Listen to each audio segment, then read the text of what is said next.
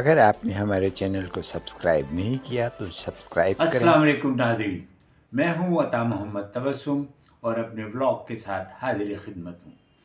ملک میں دودھ اور شہد کی نہریں بہہ رہی ہیں اور سب کچھ بہت اچھا ہے۔ ملک کی تباہ حال معیشت، قرض پر لی جانے والی معیشت اور اس پر یہ ناز و انداز کہ یہ ملک ہم چلا رہے ہیں۔ انٹرنیٹ سلو ہے تو کیا ہمارا راج تو چل رہا ہے۔ عمران خان جیل میں ہے، بشرا بی بی کو بھی چند دن کی رہائی کے بعد دوبارہ جیل بھیج دیا گیا ہے، تو کیا ہوا؟ ملک ریاض اس وقت عدالتی مفرور کی حیثیت سے دبئی میں ہے اور انہوں نے ایک نئے پروجیکٹ کا بھی اعلان کر دیا ہے۔ ہماری نیب نے کہا ہے کہ جو بھی اس پروجیکٹ میں حصہ لے گا اس پر منی لانڈرنگ میں مقدمات چلائے جائیں گے۔ یہ سب کچھ کیا ملک ریاض کو عدالتی گواہ بنانے کے لیے؟ حکومت ہمیں معاشی اشارے دے رہی ہے۔ ہم کہاں کھڑے ہیں؟ ہمارے معاشی ہو رہے ہیں یا نہیں؟ ہماری کرنسی کہاں کھڑی ہوئی ہے؟ ہمارے پاسپورٹ کا عالمی رینک کہاں ہے؟ اور ہمارے لوگ جو ہیں وہ کتنے فیصد آبادی جو ہے وہ ہمارے ہوائی جہاز میں سفر کرتی ہے؟ کتنے لوگ ہیں جو سال بھر میں ملک سے باہر جاتے ہیں؟ ملک کے اثاثوں کو اونے پونے بیچا جا رہا ہے۔ سعودی عرب ہمارے بڑی کان جو ہے ریکارڈنگ اس کو خریدنے کے لیے تیار ہے۔ ملک میں دودھ اور شہد کی نہریں بہہ رہی ہیں اور سب کچھ بہت اچھا ہے۔ آئے دن کے حادثات، ملک کی تباہ حال معیشت، قرض پر قرض لی جانے والی صورتحال اور اس پر یہ ناز و انداز کہ ہم ملک چلا رہے ہیں۔ حکومت، عدالتیں، سب کچھ ہمارے قبضے میں ہے۔ انٹرنیٹ سلو ہے تو کیا ملک کو اربوں ڈالر کا نقصان ہو تو کیا ملک چھوڑ کر جانے والے بچے پانیوں میں قتل کر دیے جائیں تو کیا ہمارا راج تو چل رہا ہے۔ عمران خان تو جیل میں ہے، بشرا بی بی کو بھی چند دن کی رہائی کے بعد جیل بھیج دیا ہے۔ پارلیمنٹ ہمارے انگوٹھے کے نیچے ہے اور ٹرمپ نے تو ہمیں دعوت دے کر حلف برداری میں بلایا ہے۔ حالانکہ سب کو پتا ہے کہ دعوت نامہ خرید کر وزیر داخلہ تقریب میں گئے تھے۔ کسی نے نہ پوچھا نہ پہچانا۔ موضوع تو بہت سے ہیں لیکن بات شروع کرتے ہیں ملک کی معیشت سے جو روز بروز تباہ حال ہے۔ کھربوں روپے کے ذخائر اونے پونے بیچنے کی تیاریاں ہیں۔ سعودی عرب پاکستان کے 25 خرب 9 ارب روپے 9 بلین ڈالر مالیت کے سونے اور تانبے کے ذخائر ریکارڈنگ منصوبے میں 10 سے 20% شیئر خریدنے کا امیدوار ہے۔ یہ دنیا کی سب سے بڑی تانبے کی کانوں میں سے ایک ہے اور ہمارے وزیر خزانہ ہمیں تسلی دے رہے ہیں کہ IMF کی مدد سے 2028 تک پائیدار اور برآمدات پر مبنی 6% شرح نمو حاصل کی جائے گی، لیکن ان کی نظریں صحت و تعلیم کے لیے عالمی بینک سے 20 ارب ڈالر کی امداد پر لگی ہوئی ہیں۔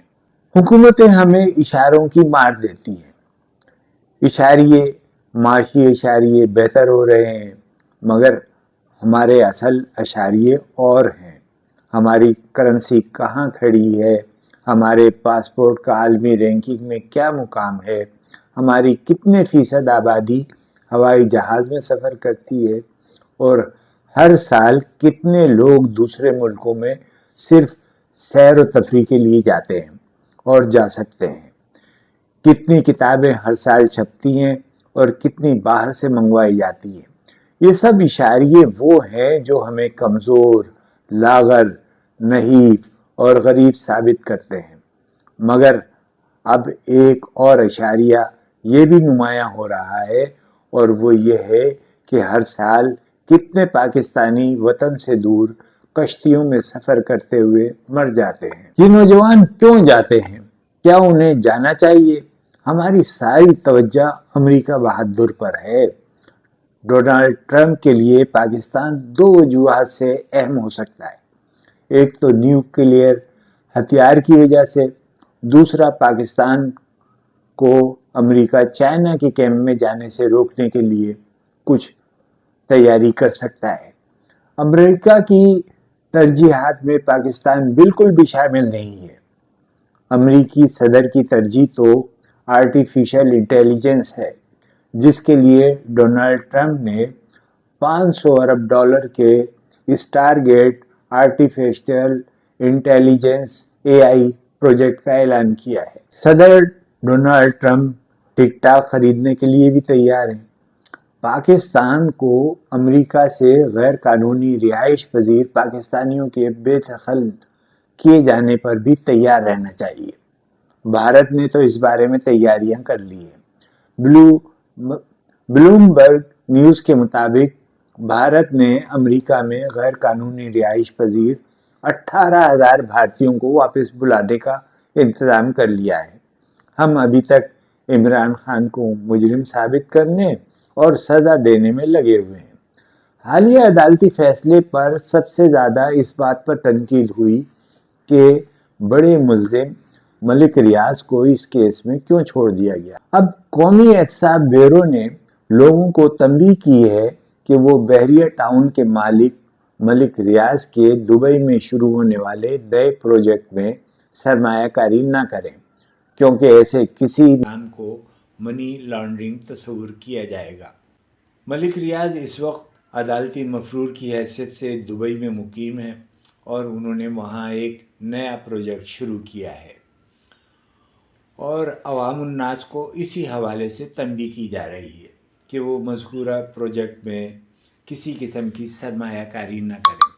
तो क्या इससे पहले जिन लोगों ने दुबई और दूसरी जगहों पर सरमायाकारी कर रखी है उस पर नैब जो है कोई कार्रवाई करने का इरादा रखता है? उसने अब तक उन लोगों के ऊपर मनी लॉन्ड्रिंग का कोई केस बनाया है? नैब की जानिब से जारी बयान में तो ये भी कहा गया है कि बहरिया टाउन के मालिक मलिक रियाज और दीगर अफराद के ख़िलाफ़ धोखाधड़ी और फ्रॉड के कई मुकदमात जो हैं उनकी तफ्तीश की जा रही है। इस हवाले से बहरिया टाउन या मलिक रियाज की जानिब से कोई बयान तो सामने नहीं आया, लेकिन उन्होंने एक सोशल मीडिया पोस्ट में लिखा है कि मलिक रियाज वादा माफ़ गवाह नहीं बनेगा। अब देखना यह है कि मलिक रियाज कब वादा माफ़ गवाह बनते हैं।